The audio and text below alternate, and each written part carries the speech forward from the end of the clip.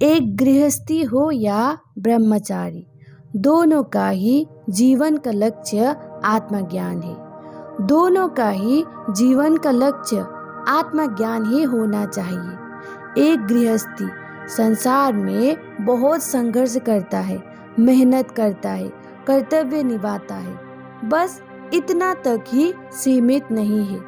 इन सब का निचोड़ हमें आत्मज्ञान की तरफ ले जाए, ऐसा संभव है। पर हम इसको सोचते भी नहीं है, हम समझते नहीं है। जीवन का जो भी संघर्ष है, मेहनत है, जिस भी परिस्थितियों से हम गुजरते हैं, वे सब माध्यम बन सकता है आत्मज्ञान के लिए।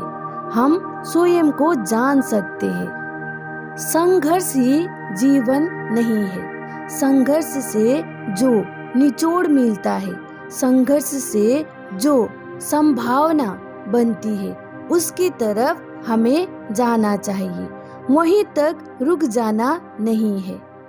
एक गृहस्थी हो गए तो बस संसार के काम में ही फंसे नहीं रहना है। बस विवाह कर लिया, बच्चे पैदा कर लिया, तो बस अपने बारे में, बच्चे के बारे में इतने तक ही सीमित नहीं रहना है। एक गृहस्थी को भी ये नहीं कहना चाहिए कि खाओ पियो मौज करो और ऐसे ही जीवन बिता दो। एक गृहस्थी को भी हर संभव कोशिश करना चाहिए कि स्वयं के बारे में जानना कि मैं कौन हूँ। हम चाहेंगे तो स्वयं के बारे में जान सकते हैं, पर हम चाहते ही नहीं।